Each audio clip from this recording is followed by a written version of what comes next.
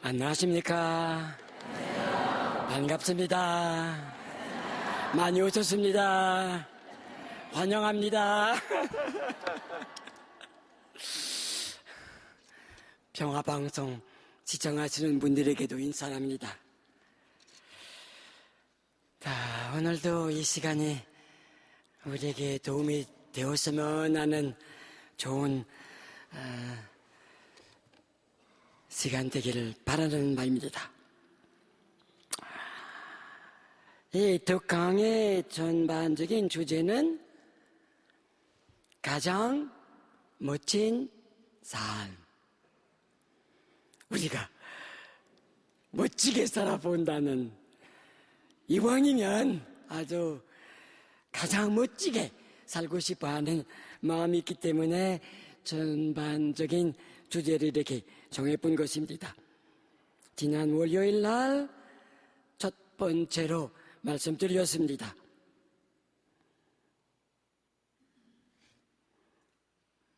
예수님께서 복을 주시는데 우리가 행복하기 위하여 예수님의 복을 받아들여야 된다는 말씀이었습니다. 우리 그리스도인들이 예수님의 행복을 선택하는 사람들입니다. 그리스도인이라고 하면은 그리스도 사람을 말하는 거죠. 그리스천이라고 말할 수가 있겠고, 그리스도 신자를 말하는 것입니다. 전주교, 개신교 구분할 필요가 없이. 오늘은 두 번째로 말씀드리는데, 두 번째 선택은 사랑을 위하여, 이런 주제로 말씀드리게 되었습니다. 제 말씀의 순서를 먼저 말씀드릴까요? 우리 인류 역사상 가장 멋지게 사신 분이 누구였던가 한번 먼저 생각해 보고요. 그 다음 그분의 멋진 점이 뭐가 있었는가, 이런 것에 대해서 말씀드리게 되겠습니다.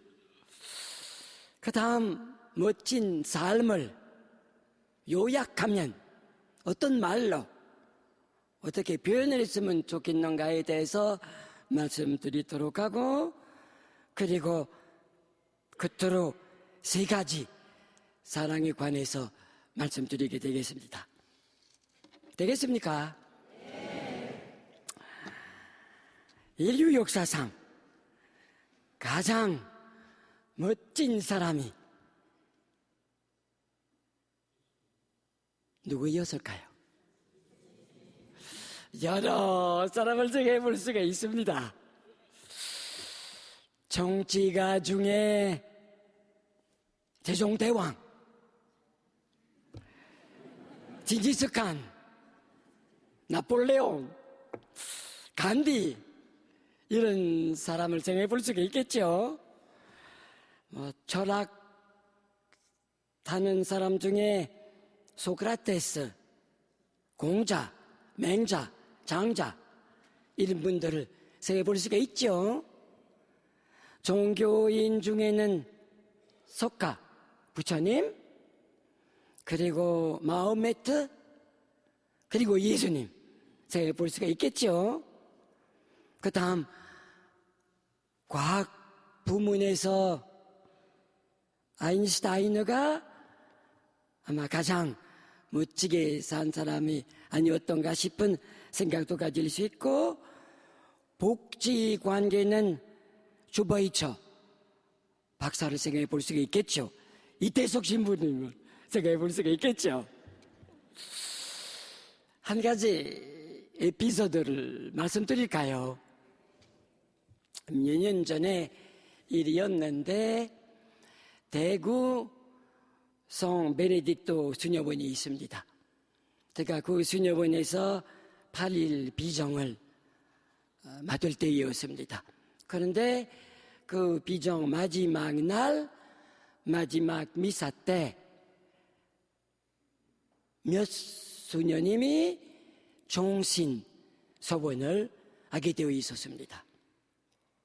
그래서 제가 비정을 하는 동안에 그 수녀님들을 만날 수가 있었을 거 아닙니까? 한번 같이 불렀어요. 왜 그러냐 하면은 마지막 날 수녀님들의 부모님, 형제들, 아는 사람이 많이 올 건데 제가 마지막 날 강론을 맡게 되어 있었기 때문에 수녀님들 보고 그랬습니다. 강론을 어떻게 했으면 좋겠는가. 수녀님이 되시면서 마지막 약속을 하시면서 무슨 마음을 갖고 계시는 건지, 안에 참석하게 될 그 사람들에게 수녀님들이 들리고 싶은 이야기가 뭐가 있는가 나 알았으면 좋겠다고. 그래서 몇 가지 이야기를 주고받고 그러더니 제가 그랬어요. 수녀님, 간단한 메모를 주시면 좋겠다고. 수녀님의 메모를 보고 제가 종신서원 때의 강론을 준비를 하겠습니다. 그래서 수녀님들이 제 부탁한 대로 준비를 했습니다. 메모가 들어왔습니다. 보니까 메모 중에 이런 내용으로 되어 있는 글이 있었습니다. 예수님만큼 멋진 남자가 있으면 나와 봐. 아주 참 멋이 있는 말 같았기 때문에요. 제가 종신서원 미사 때 이렇게 강론을 했습니다. 오늘 종신서원을 하시는 수녀님들 중에 한 분의 말씀이라고 그러면서 남자 여러분 중에 예수님만큼 멋진 남자가 있으면 나와 봐요. 다들 많이 웃었더구먼요. 저도 많이 웃었습니다. 그 수녀님들은 종신서원을 하면서 역시 남자 하나를 선택했다는 거죠. 가장 멋진 남자가 예수님이라고 생각했기 때문에 수녀 생활을 한다는 것이었습니다.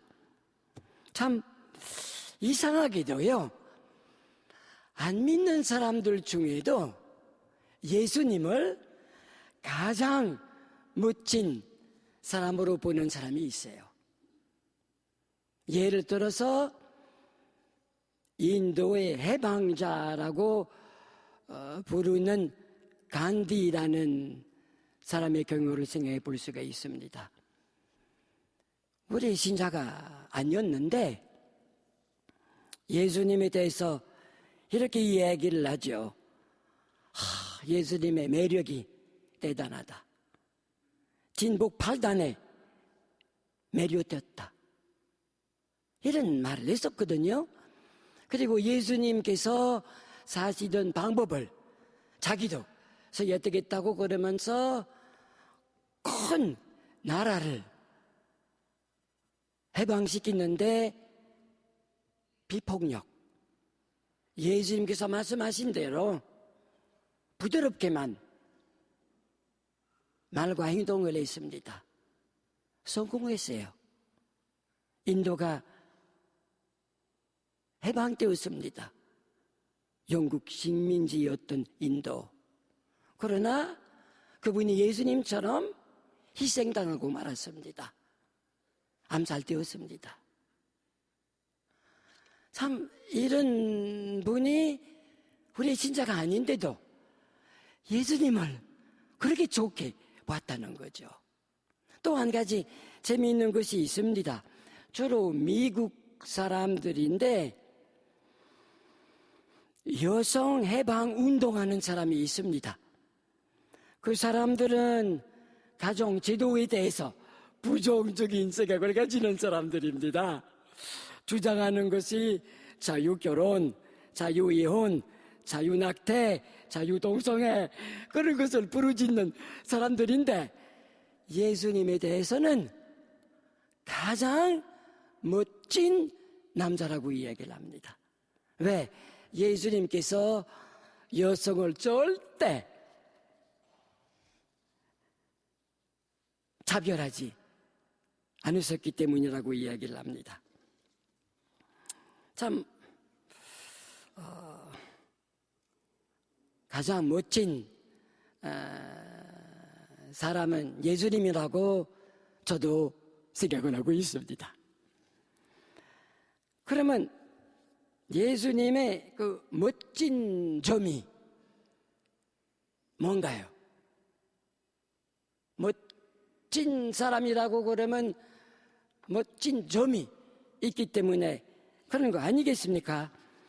그래서 제 나름대로 예수님의 멋, 예수님의 매력, 예수님의 인격, 인품, 그 종합해서 제 나름대로 예수님의 멋진 점을 한번 생각을 해보았습니다. 이 자리에서 그것을 소개를 해드리겠습니다마는 다른 사람이 다른 점이라고 볼 수가 있겠고, 보탤 수가 있을지 모르겠고, 또 뺄 수도 있을지 모르겠습니다. 첫째, 자유라고 봅니다. 예수님이 정말 자유인이시었습니다. 어디에 얽매인 데가 전혀 없었습니다. 돈, 성, 체면, 그리고 전통, 유행, 한 군데도 예수님께서 얽매이지 않으셨습니다. 참 당신답게 살으셨다는 그것뿐이거든요. 멋집니다. 첫째는 자유라고 생각을 해봅니다. 둘째는 정의라고 생각을 해봅니다. 예수님은 참 양심적으로 사신 분이시거든요. 정직한 분이셨거든요. 예라고 그러면 예, 아니요라면 아니요라고만 말씀하신 분이셨고, 바른 것을 늘 주장하고 실천하고 칭찬하셨습니다. 그런데 그런 것, 위선, 그것을 지적하고 늘 반대를 했습니다. 바리사이들에게 말씀하신 것을 생각해 볼 수가 있겠고, 성전에서 장사하는 사람들을 내쫓으시던 일도 생각해 볼 수가 있습니다. 참 정의로운 분이시었습니다. 셋째는 그러면서도 그 동시에 예수님이 아주 자비로우신 분이시었습니다. 자비, 동정, 자비, 이런 말씀하신 적이 있거든요.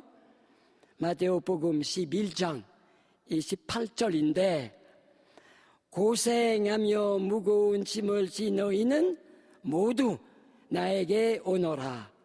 내가 너희에게 안식을 주겠다. 훌륭하지 않네요. 예수님의 모습, 우리 눈에 선합니다. 어려움증에 있는 누가 있다면 무조건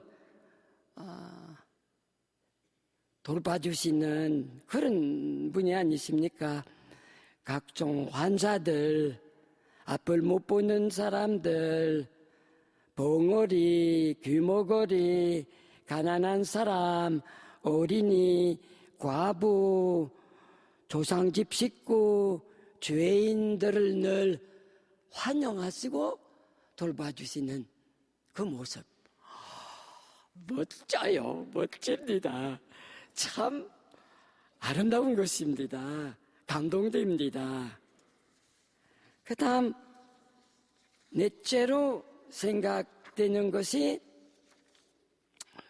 글쎄요, 그 말 우리가 잘 안 씁니다마는 인생고라는 말이 있습니다. 민생고라는 말도 있고요.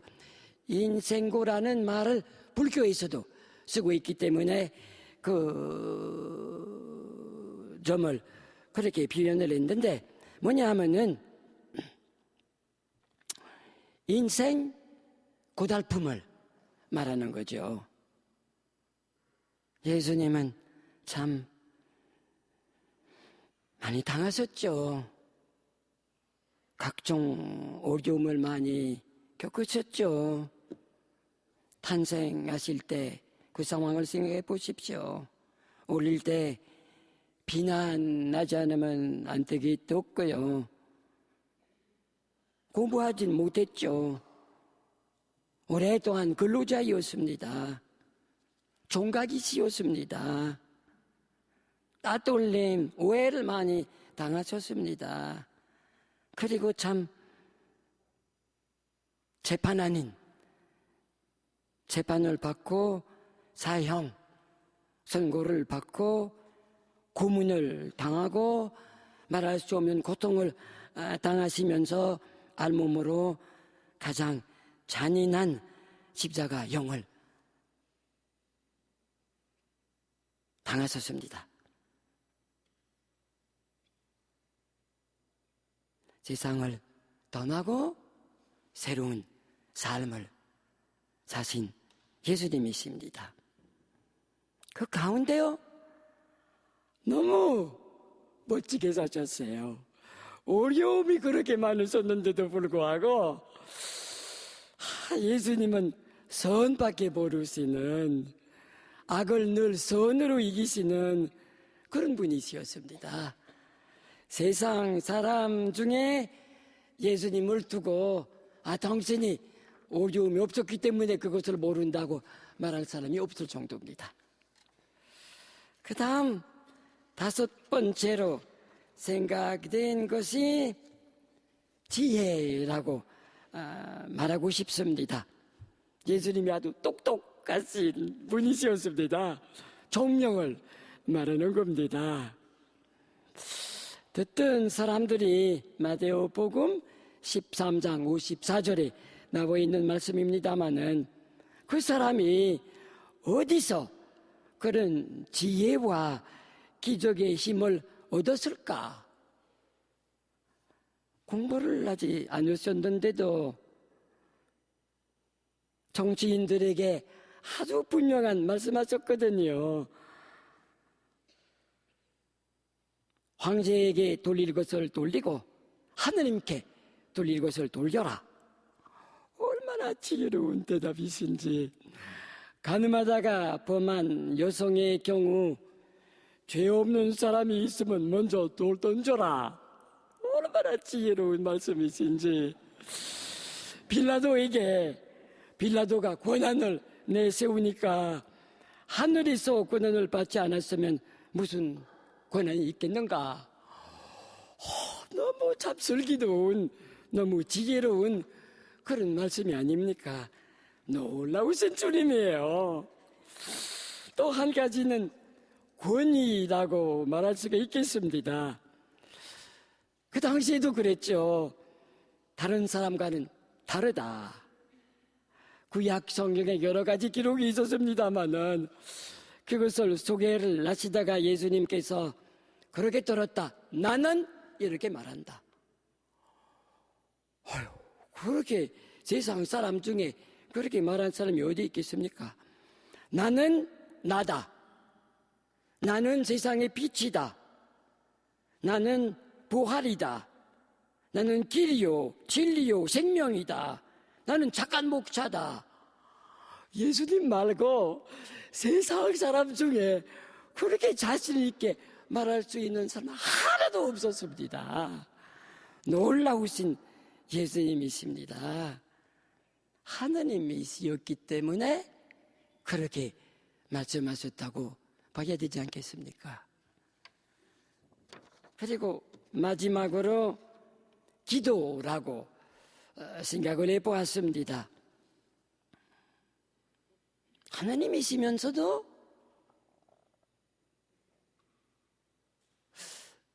계속해서 자주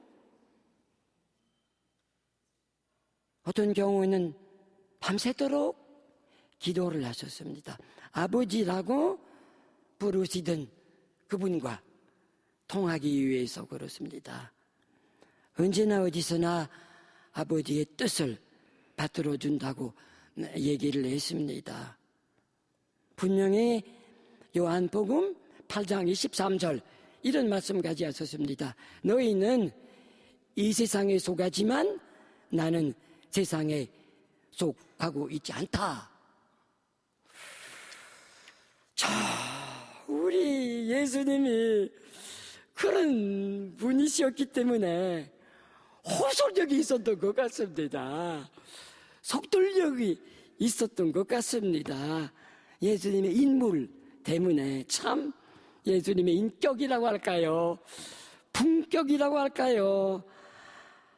이제 진짜 아닌 사람들이라도 2000년간 예수님 때부터 지금까지 오늘에까지 예수님의 매력에 빠져버리는 사람이 있습니다. 너무 멋진 분이시라는 생각을 갖고 주님을 위해서 뭐든지 할 수 있을 정도로 제 몸마저도 아끼지 않는 사람이 있습니다. 지금도 남녀노소 막론하고 예수님을 깊이 만난 사람이면 감동되지 않은 사람이 없어요. 참 대단하신 분이셨습니다. 뛰어나신 분이셨습니다. 놀라우신 분이셨습니다. 그런데 우리가 그분을 본보기로 삼을 수가 있습니다. 선택하면 가능합니다. 우리 하나하나에게 예수님께서 따라오라고 말씀을 하십니다마는 따라가고 안 따라간다는 것은 나의 선택에 달려있는 것입니다. 나의 삶의 본보기로 예수님을 내가 선택하면 그리스도인이, 그리스도 사람이 되는 겁니다. 참 우리 중에도 그런 분이 많고 두복이라는 사람도 그 사람들 중에 하나예요. 자, 그러면 예수님이 이렇게 멋지게 살으셨는데 예수님의 삶 전체를 뭐라고 표현을 해야 좋을지만은 예수님의 그 모습, 예수님께서 산 그 모든 것을 종합해서 생각해 본다고 그러면은 어떤 식으로 말해야 좋을지, 당신이 그렇게 살으셨고 그리고 우리 보고 그렇게 살으라고 그랬는데 예수님 삶 한마디로 말하면 무슨 삶이었느냐? 그리스 말이라기도 하고 히람 말이라기도 하고 신약 성경은 본래 그 말로 기록되어 있는 건데 예수님의 삶 전체를 두고 그것이 아가페라고 부릅니다. 아가페. 특수용어입니다. 사전을 펴보았는데 설명을 하죠. 설명이 괜찮게 나와 있습니다. 들어보시겠습니까? 그 아가페는 종교적인 사랑, 인간에 대한 신의 사랑이나 자기를 희생함으로써 실현되는 인간의 신과 이웃에 대한 사랑을 이룬다. 이런 설명이 나와 있는 건데 조금 긴 설명입니다만 정확합니다. 그러면 우리 한국말로 예수님의 삶 전체 어떻게 불렀으면 좋겠는지 학자들이 그 말을 번역하기가 어렵다고 그러면서 아가페라고 부릅니다. 한국말로. 아니면 아가페적 사랑이라고 말하는데 글쎄요. 그 전체를 예수님께서 그렇게 살으셨고 우리 보고 본을 보여주었다고 그러면서 그렇게 살으라고 말씀을 하시는데 글쎄요. 예수살이라고 부르면 어떨까요 싶은 생각이 들어요. 예수살이. 살이라는 말이 있잖아요. 세방살이 한다. 뭐 다양살이 한다. 그럼 예수님께서 예수님이시기 때문에 예수님살이를 사셨지만은요. 우리가 그 삶을 본보기로 삼는다고 그러면은 우리도 예수살이 삶을 산다. 이렇게 생각해 보는 것이 어떻겠는가요? 그렇게 생각해 볼 수가 있지 않겠습니까? 사실 참고로 말씀드립니다마는 다른 나라 말로도 아가페라는 말을 제대로 번역을 잘 못해요. 영어로 love이라고 그러는 건데 love이라는 말이 여러 가지 뜻이 있습니다. 정확하지 않습니다. 불어로 아물이라고 부르는데 그것도 여러 가지 뜻이 있어요. 이태리 말로 아모레라고 부르고 참 라틴어로 그 말을 제대로 번역할 수가 있어요. 두 가지 말이 있습니다. 하나는 가리타스라고 부르고 하나는 딜렉시오라고 부릅니다. 이 두 가지 말이 맞아요. 경우에 따라서 라틴어로 번역한 성경을 보면은 가리타스라는 말이 나오고 딜렉시오라는 말이 나오는데 우리나라 말로는 잘 안 돼요. 그래서 우린 사랑이라고 그럽니다마는 사랑이라는 말 무지가 많아요. 사랑이라는 말 우리 김수환 주기경님께서 늘 사랑합니다 라고 말씀을 하셨지 않아요? 그래서 스티커를 그렇게 만들었는데 고맙습니다. 사랑합니다. 근데 일반 우리 국민들이 주기경님께서 말씀하신 그 뜻을 제대로 알아듣는 건지 잘 모르겠습니다. 한 가지 예를 들어서 말씀드릴까요? 제가 매일 주교회의 사무실에서 받는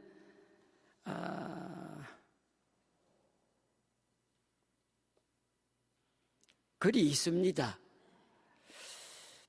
여러 가지를 이렇게 소개를 놨는데 컴퓨터에서 클릭하면 그 기사가 나옵니다. 금년 1월 10일 중앙일보 커버 스토리라고 그럽니다. 커버 스토리라는 것이 표지 기사를 말하는 건데 제목이 이렇게 되어 있었습니다. 세상 최고의 만병 통치약 사랑입니다. 그래서 그것을 보고 전 아주 참 봐야 되겠다고 싶어서 클릭했단 말입니다. 그렇게 했더니 이게 정말 인수회를 할 수가 있었는데,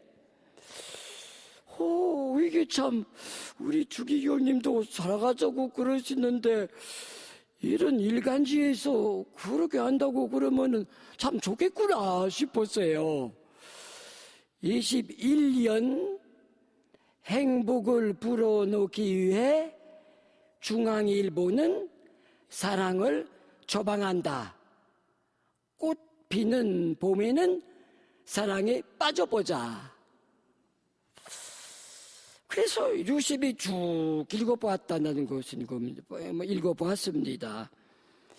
읽어보니까 첫 번 소제목이 이렇게 되어 있었어요. 결혼 생활 행복하면 더 건강하고 젊음 유지. 사랑하는 사람과의 친밀한 관계는 심리적으로 안정감을 준다. 사랑 고백은 웬만한 영양제보다 효과적이다. 이 말이 조금 이상한 들었는데 그 다음 둘째 소제목이 이렇게 나와 있었습니다. 나이 들었어도 사랑 불타면 해춘. 내가 나이 많은 사람이기 때문에 유심히 읽어봤단 말입니다. 이런 말이 들어있어요. 매력적인 상대를 보는 순간 뇌 속에서 한바탕 난리가 난다. 하고 다음에 이렇게 세 번째 소제목이 이렇게 나와 있었습니다. 활발한 성관계, 스트레스 줄이는 효과. 아니 제가 이 자리에서 차마 부끄러워서 말하지 못할 그런 귀신이 애문이 성관계에 관한 그런 것이었는데 2011년 행복을 불어넣기 위해서 사랑을 처방한다. 꽃 피는 봄에는 사랑에 빠져보자. 아이고 그랬어요. 주기경님께서 말씀하시는 것과는 너무 거리가 멀지 않아요. 참 그 기사를 쓴 사람이 일반 우리 국민인데 사랑이라고 그러면 우선 그 생각한다는 거죠. 그래서 우리 성당에서 사랑이라고 하면은 우리가 생각하는 사랑과는 다른 사랑을 많이 생각하는 것 같은데 참 성당에서 저도 가운데는 많이 합니다마는 사랑에 관해서 말하기가 어려워요. 우리 교우들에게는 문제가 없는 건데 다른 사람들에게 사랑에 관해서 이야기를 잘못 해석할 수도 있기 때문에 불안한 느낌 많이 들어요. 글쎄요, 사랑은 꼭 사랑이라는 말을 써야 되는 것이라면 사랑이라는 말을 쓰지 말자는 것이 아니에요. 그때요, 예수님의 예수살이를 말씀하시는 것을 사랑이라고 부른다고 그러면 사랑이라고 말할 수가 있겠습니다마는 그럼 사랑은 여러 가지 있다고 분명히 구분할 줄 알아야 되지 않겠는가 싶습니다. 우리 교황님께서 현교황님께서 베네딕토 16세 현교황님께서 첫 번 위칙을 발표하신 것이 하느님은 사랑이시다, 이런 주제로 되어 있는 것이었습니다. 앞부분을 보면은 교황님께서 사랑에는 세 가지 있다고 설명을 하십니다. 첫째는 이런 사랑이라고 볼 수가 있겠죠. 그러니까 중앙일보에서 봄에는 사랑에 빠져보자는 그런 사랑을 말하는 것이라고 볼 수가 있겠습니다. 글쎄요, 부부의 성생활은 좋은 겁니다. 아름다운 겁니다. 우리 질성사 중에 하나는 혼인성사입니다. 성관계를 포함해서 행복한 남녀 가정을, 삶을 살 수 있도록 하는 하느님의 축복을 주는 성사가 아니겠습니까? 저 같은 사람이 예수님께서 성생활을 하지 않으셨기 때문에 좀 더 예수님을 닮을 수 있도록 하기 위하여 그런 생활을 안 합니다마는, 그렇다고 해서 그것을 두고 사랑이라고 보진 않고, 그리고 그런 사랑의 중요한 사실을 인정하지 않는다는 것은 아닙니다. 오히려 우리 성당에서 조금 더 적극적으로 성교육을 했으면 좋겠다는 생각을 자주 가집니다마는, 이 자리에서 그것에 대해서 말씀드리려고 하는 것이 아니라 세 가지 사랑에 관해서 말씀드리기 때문에 둘째 사랑에 관해서 설명을 드립니다. 둘째 사랑은 정이라고 볼 수가 있겠죠. 정. 마음 가는 것. 글쎄, 흔히 그것을 두고 우리 사랑이라고 부르죠. 대단히 자연스러운 거죠. 아름다운 것을 보면은 마음 가게 마련이고, 추한 것을 보면은 거부하게 마련이고, 이족 저족에서 정을 느끼면 오고 가는 정이라고 이야기를 합니다. 일방적인 것이라면은 짝사랑이라고 얘기를 합니다. 요새 이런 식의 사랑에 관해서 사람들이 이야기를 많이 하죠. 몇 년 전하고 비교를 해보면은 이런 사랑의 표현을 일반 사람들이 많이 하죠.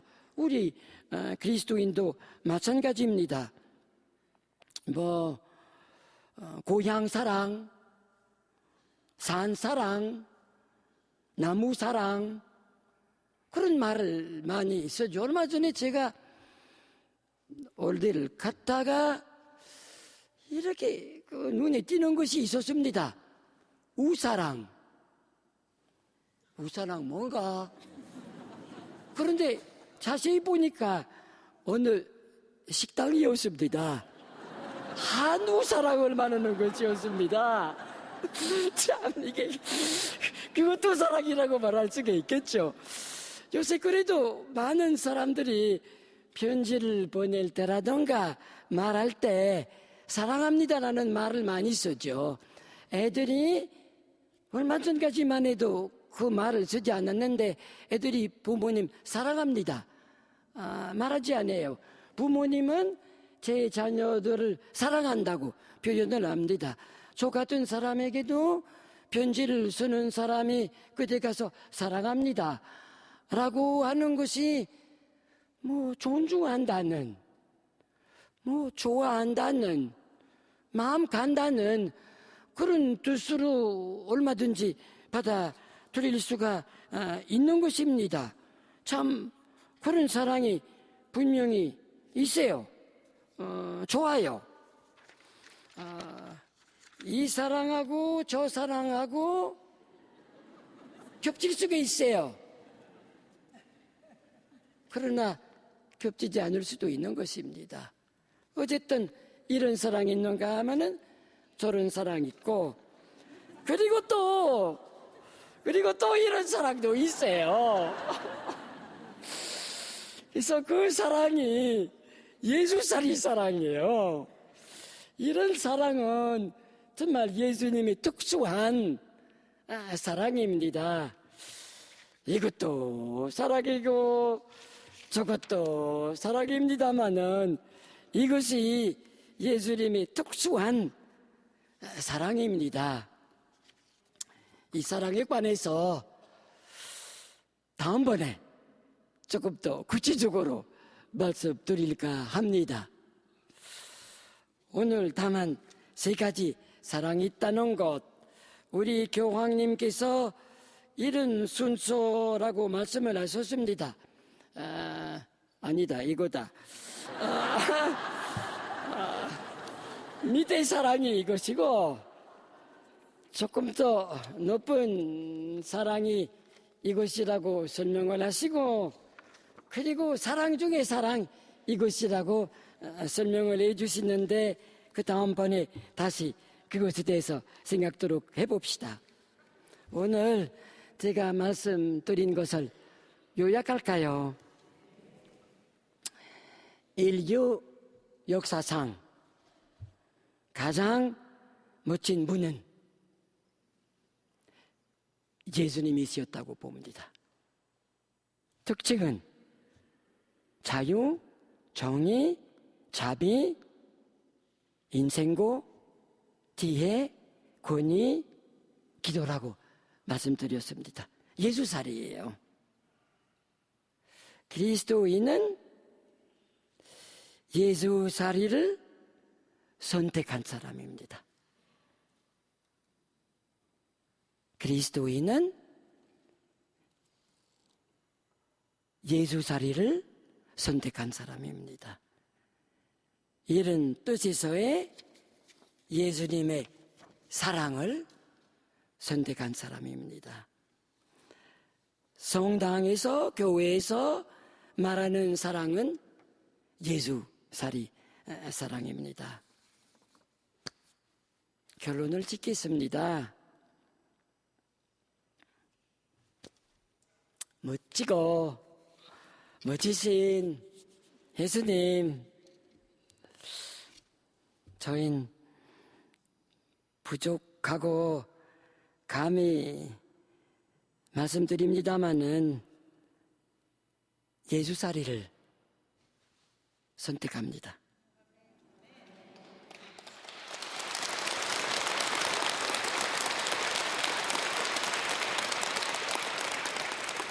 예수님의 사랑을 선택합니다. 예수님처럼, 예수님과 함께 저희가 멋지게 살 수 있도록 이끌어 주시니 멋지신 예수님 너무너무 좋습니다. 감사합니다.